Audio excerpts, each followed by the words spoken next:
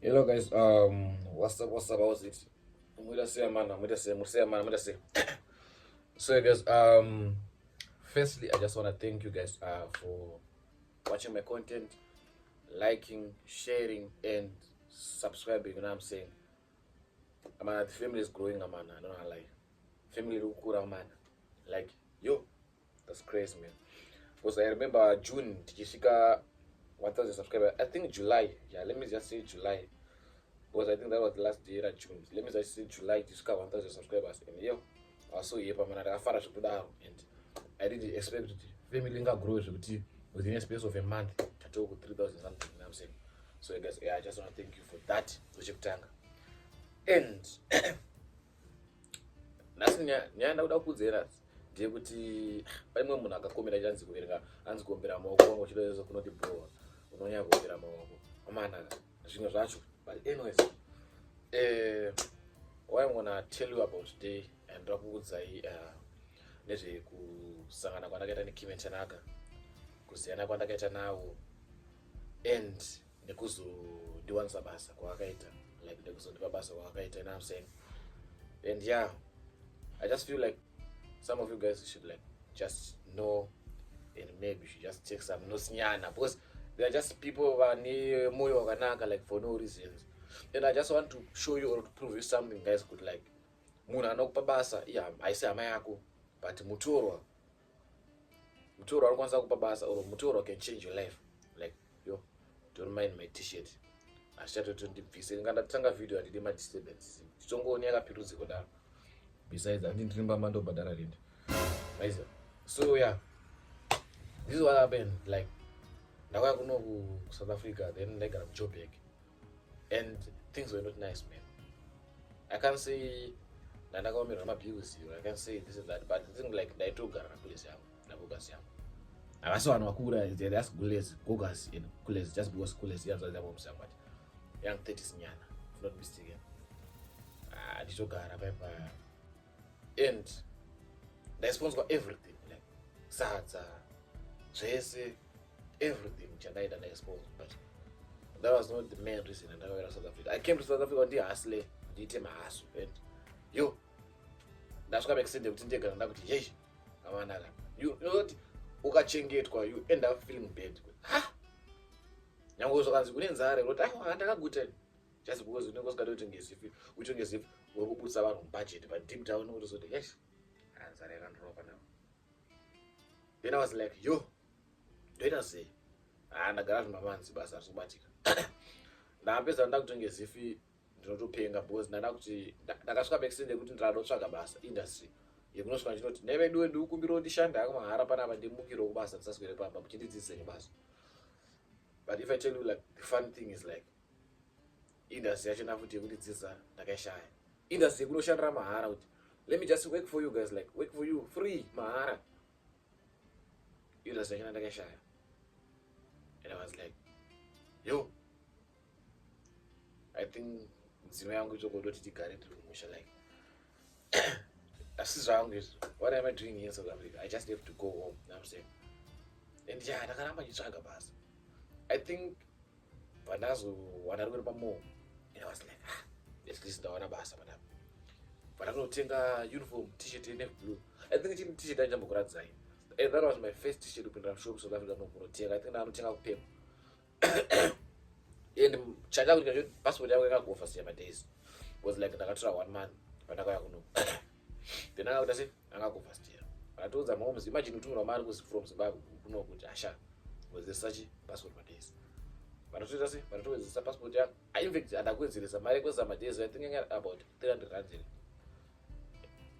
mariyo. Then I used that man to buy t-shirt yekubasa nechichichi achazi nechichi namseng and passport yangu yakagofa still. And then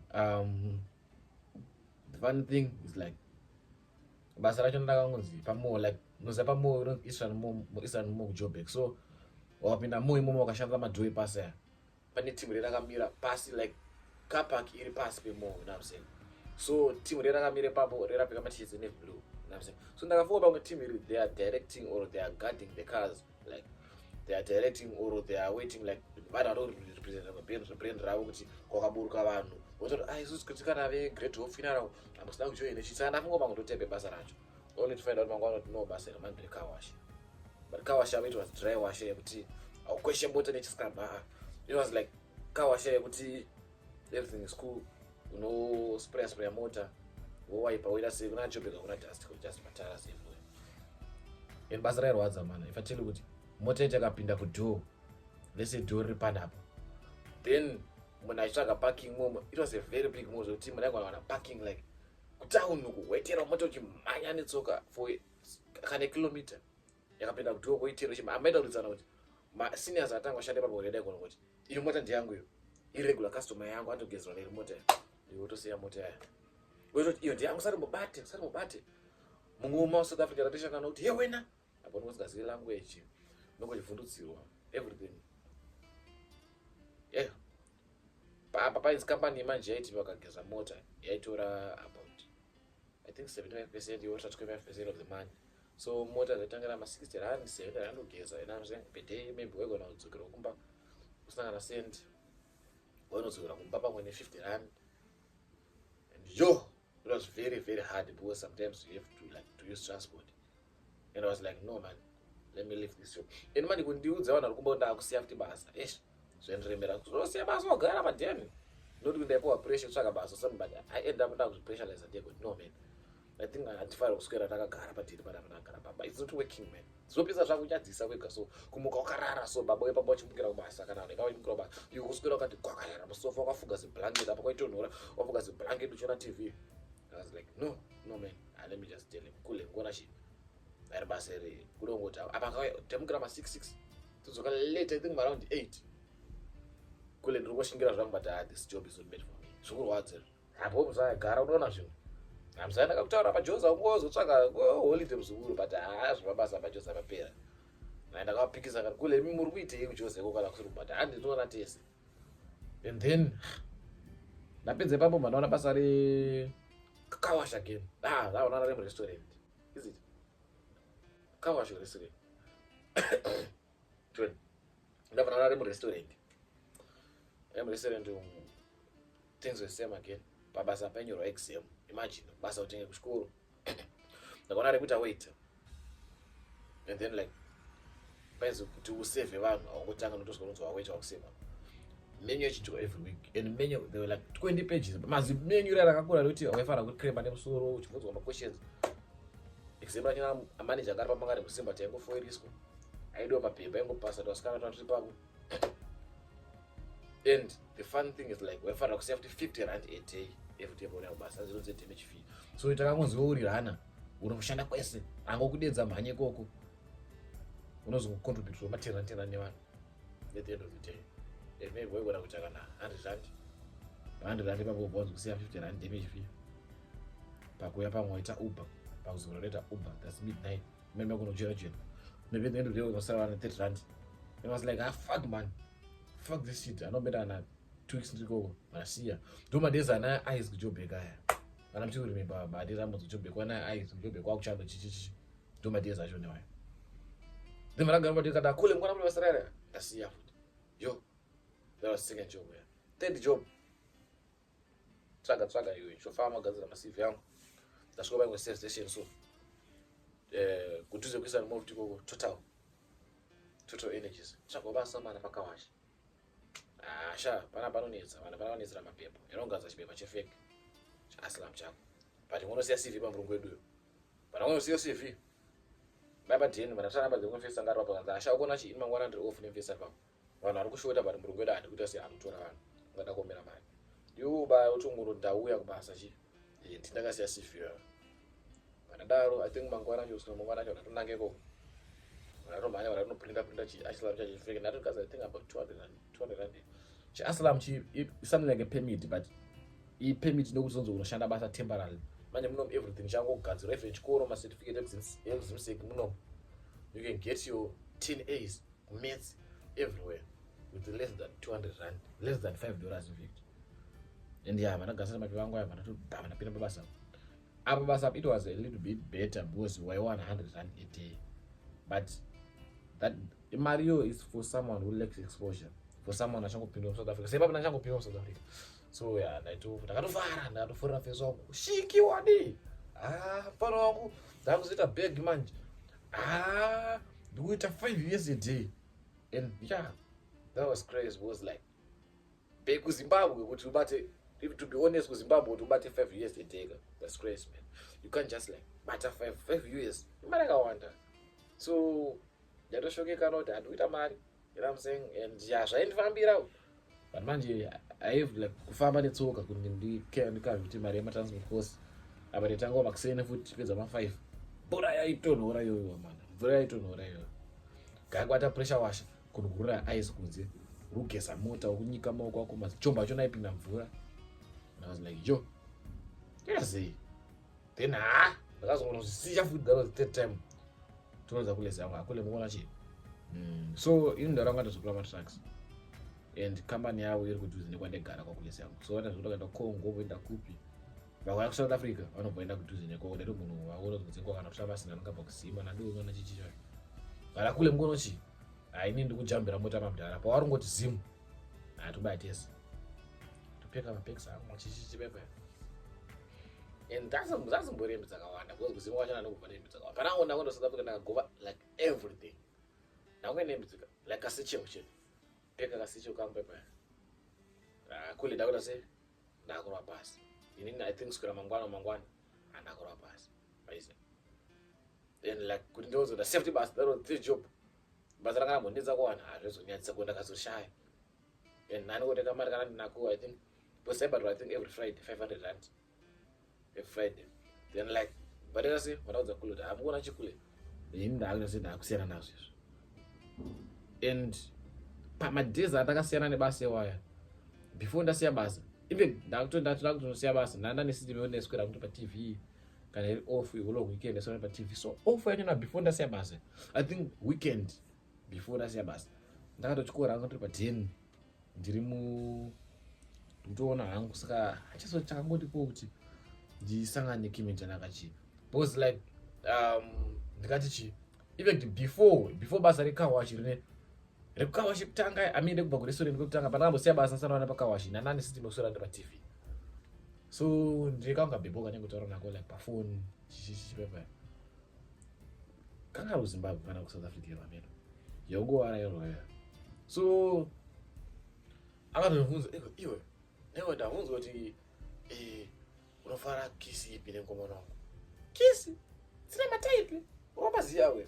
ndakatoshamisa kuti kisi dzine mataipi bhozi ndakatoshamisa kuti inini kukisa munhu nemuromo wangu unoona matoyo asi akambokisa munhu saka kisi dzine mataipi akuti chingwana.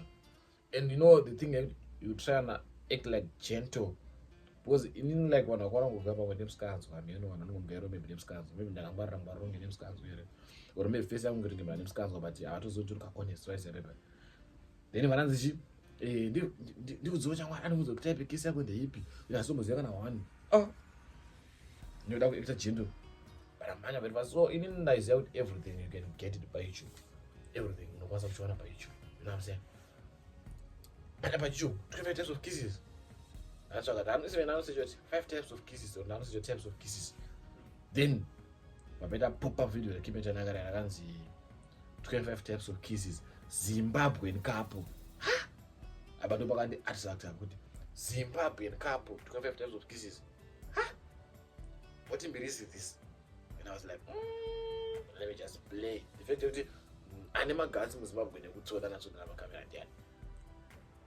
in tumanakataka kuti Kimi Tanaka vana vaidyanana muzorocheka video ramana then aplaya video yangu ndinopedza vana kutonagiza vana kutoita vashonaka wasika paicho patoriwa neshona playa ndingirirawo channel yavo ndotoona mune mavideos vamwe watowanda mutone this and that we went to Zimbabwe ndomatiza kuenda Zimbabwe tunemisiken this and that so logo machichichichi I was like yo nandada kuswera ndi paTV nichiona kapoint chitasese then follow Instagram follow Facebook then watoro they created a WhatsApp group then I joined a group in the group I became one of the people vaitangurisa because mazuva achina tsashandeka restaurant by 10 24/7 ndichazinditaurisa mukuru meme nendiri kubasa waposta vlog ndaimbodowanda kuseri kweshed ndobodora vlog ramonana ndonasesese paipai and yeah mukuru meme then manje vazazvinolinga manje musi wandanda kusiya basa Tanaka kana message mugroup kanzi aumanaka pana ari muCape Town here paita basa ari muCape Town ara basa as soon as possible. Is it ASAP or ASAP? ASAP as soon as possible is my deal. And like ndakanyasogara pasi panakati right, you know what, sometimes you have to risk it to get the biscuit, man.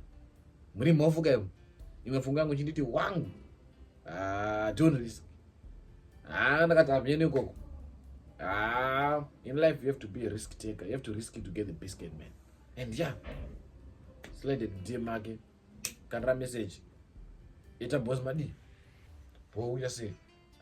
Wangu duda basa iroro kusonaka mudzi. Kumdara muda basa ime muruku Jobeki. Basa rudo Cape Town ili. How you gonna do that? I was like, no man. I'll be there tomorrow. Is it? Tony, let me see. No, I'll be there tomorrow. I'll be on my way tomorrow. Yeah, I'll be on my way tomorrow. And yeah, I got my look. I think around 9-10. To pick up boots. Then my other coolest. Dubai mangwana, Cape Town. Cape Town. Kuna Cape Town kuna. Coolest mangwana chika. Ndozo nafunga. Cape Town. Uona ndashuka. Saka blazi yakuenda Cape Town. Blazi madi. Uyambona kuno masina kandomero ndotogara mukawaru mukanga bati. Uyambona kutora tasvika. Mangwana vakusina ndatomuka sekuru to serious gogas Dubai. Zvakashoka munezi because it was from nowhere when I went to Cape Town. Nana mfunga nakondo Zimbabwe. And that was one of the biggest risks that I get in my life, man. I don't know, like that was one of the biggest risks that I get in my life, man. Mangwana vakusina ndatomuka. Kusha masina ngepai. Ndinooneka mumfeso wangu asha unotsvaka basa grafu wangu yakawa chinasiya kuzetsa kwa basa ngapromiswa sure romo kwa Cape Town mwangu I see you nabaye then nasana kupina mjobe town before that was my first time kupina mjobe kwira taxi and everything was funny, man. Like, you know the feeling out like to kusiya Zimbabwe or that feeling you only tell uchinda kana kumusha or wakusiya kumusha wamugara kumusha kana holiday you just saka do I do last time to job here?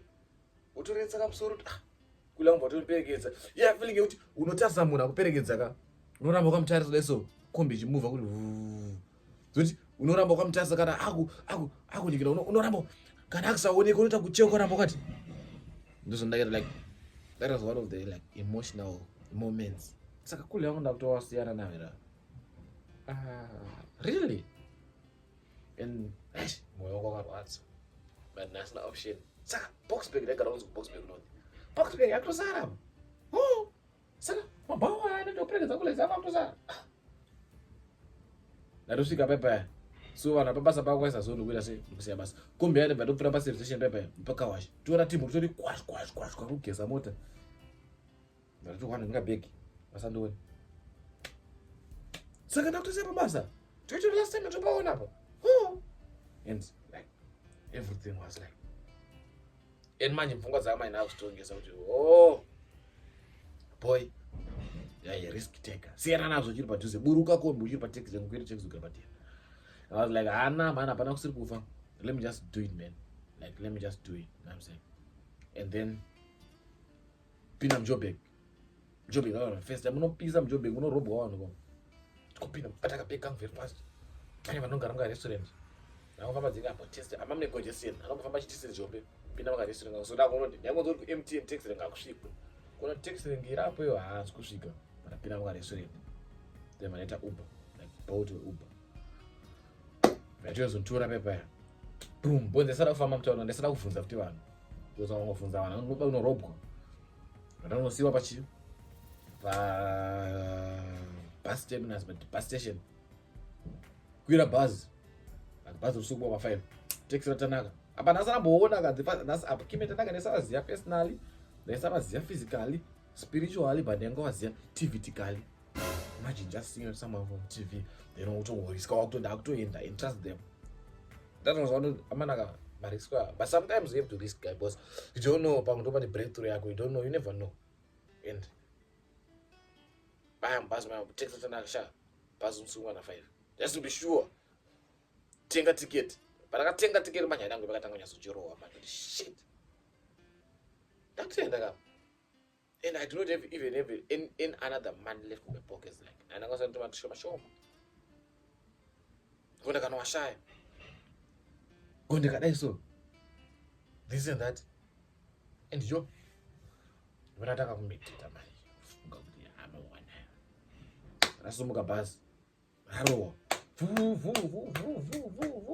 I tell you, so but as I was about go online, I think message I'm going to critical position. As I was about go online. And I'm going to go shake out. I'm going to zip it phone. That's the Muga. Abo, was people. Abo. Bazaro.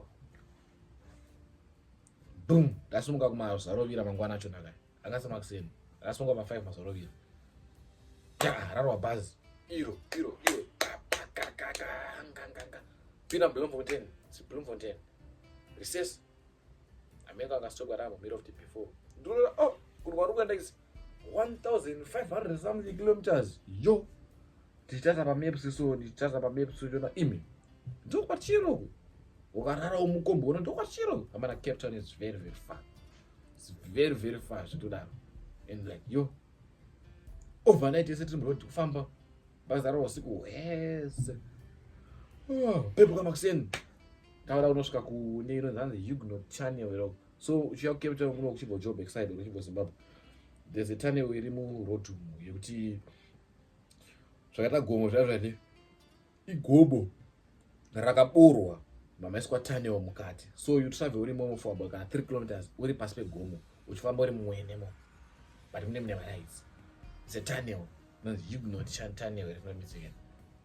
Tamukana tokuside gogo ndauta ndo channel nembiri. Oh, ndinopinda mukachannel. Ta. In short, bada blaza mandi blaza ndakudhuze. Na blaza burisiro unonzi ku Bellevue. Ko kuti ku Bellevue ndikupo unodressika ndakarabari kana yatemba ndopera ukaita sei. Manza aiwa mbono. Wakaenda ndi Cape Town kutori kure, waize.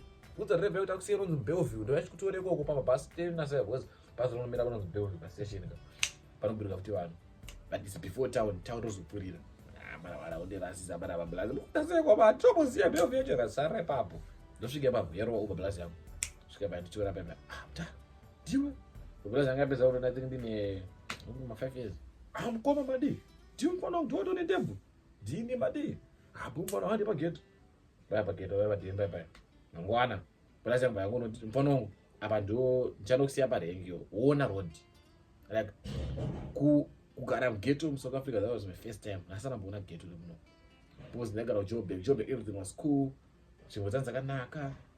Stress roads zero ngonzo kana tina left right. Waisabhorasika because road ingori tandi. Masababa mese. Ghetto kwamuri kwekuti ka road kanokwana mota so apa dzimba dzakatarisana so. Mune tuma road 10 wodeso kana dzinga kadeso. And kuona road uoneka aumofa ibata road unless undifamba kana 3 months every day. To see one phone ndo bana taxi renga. Taxi ndayo. Back town. Blaza mundi back town. Ambona muntu babasa ndokura ubaga back town. Yo, orasike une vanhu chazo. First time utokwira taxi muno. Ndozi wa taxi muno manje. Asiyanda kujob kame kuti noburuka sei, munobhadhara sei. Ndabhadhara boom. Pina town. Nasana mbopinda ku Cape Town ever. That was my first time. Nasana 24 hours ndapinda. Bona svika kwa mazorovira nangorara. Mangwa makuseni na unosangana Tanaka town. Amanaka. Akuti Tanaka ndi Tanaka. Kombe asvika town. Ndakuona gomo saka inofungo yangu kana asvika mu Cape Town ndakuona Cape Town Table Mountain. And don't view it. Damn. That's baba. Fona Tanaka. That's all right. Mira pano pa top deck pa renge ba ndrokuya. Akushika tukumana anga uyo. Ndura ukumana apindira. Da. Dimi mimi. Like ndango zvitsokora zvangu mune chirungu bani. Panguyo ndakatofila like mujambira kuno mwaga because like nani big fan zvekutoti nekuti vanhu zvawara vanoto exista wera ivi rudo rutori kokuzoko ivi vanhu MTV avantu vandosvika wani vatori kuona pamomendo zvamwari ndakada kufila like kuno mujambira kuno mubundira kuti iwe ndiunoona but ndakamubvunza kuti ndara tiona pa TV wewe. Wow. Saka to exist. Like it was like unbelievable. Like kuona munhu wandaona pa TV like 1v1 so the best feeling ever. Ndakafara man. Wadiwa totodzika ma steps pa top deck pa denga pa. Ndotobaya tonotengera coffee. Boy rekomuse job tichipepe. Ndakutora dzwa mutoro sha chasa road ina chakuperekedza kudzoka kuno manheru chadzoka wega ningo wakuona nzira. Yo aba kundodzoka ndega. Ndinokwira futi taxi rank yako yandodosirwa kugeto. Taxi yako yako ndanamuperekedzwa nemoti yawo unosoka kurenga chatsvaga futi mwekombi. Ndinonzi kumanaka. That was ndingonya chazokudza iyo. But iye ndasangana runoti ona wangu. So hapana kutoshanda so we sell food online this and that. Apa ndo pa company munhu angari pala semakadzingwa because of that so burungwedu ane chakati bo mdara celebrate ndoshanda naro ke tora ma pictures atona kampana drew na para tora wood bo guys then matanga shande papo chiri report kunofamba kwenguwa ndakutozona kakima ndiwe kima yo tora picture my pictures paper everything but I was flow normal man. Like I was very big fan but I end up like everything become normal. Spending time in a celeb you end up feel like going in. Indoswera na kumona pa TV. Indoswera nayo. Mukona kunyepeta phone video go. Tana awana rokundipikisa. And like zvakanakisa zvoti kuona pachicreator content it pushed me like kuramba ndichasi I was a content creator before like job number akuzama bana nasina shungu na like so ngori usikero pa dance zvekuita but ndasanzwisa izvi nginoda kusada but kuzoona pachicreator content zvakandipa shungu manje people they're making a lot of money on the content. Then I joined content creation man and my mentor on ngara tight my ideas ningo piwa my ideas this and that and I was like okay it goes like this so shanda so unodai so uno creator so you edit like this. Started pushing content. Tiyo apa napi okutundoona so. And then like sangana wana nikimisa nada ndokupo neta basa pachena basa na mari ambuklemo chimbo mari akatopinza basa. That was for free. And yeah, I really appreciate that. Is it that or this? I really appreciate that. Yeah. Because I was at the point where I give up to Zimbabwe. And yeah. I think guys. But if you like more stories like this, I will tell you. My story time guys. My stories I will always give you one. I'm just kind of busy with some stuff. And I think I will give you some updates on the next feeds because yeah. I'm thinking of like a full-time content creator. Because you can go to tight shit not but yeah. Time down to go to basa dokwana ndanonokiza. You do basa myself. Besides that, do what you do best and I'm gonna keep on doing what I'm doing best. My name is Pesman. If it's the first time, please like, comment, share, subscribe my YouTube channel for more and more content. I'm saying I love you guys. Keep on streaming my videos and keep on streaming my ads. Like a poster vlog within the baby vlog names can you guys can also on a vlog group. Please go and check it out. Go and watch that videos, you know what I'm saying? Go and enjoy my friend, you know what I'm saying?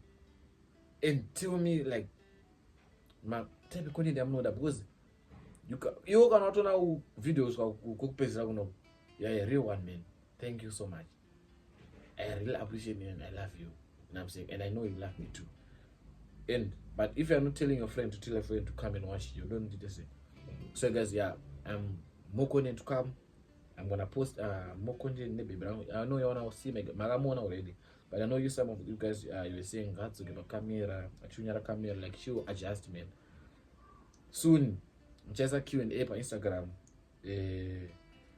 To those who don't follow me on Instagram, go and follow me press_dude or what press makara all pages Lumbuda, both Instagram, TikTok, press makara or press_dude, Facebook, when I'm Facebook, when I wrote it was Facebook, and I'm saying boss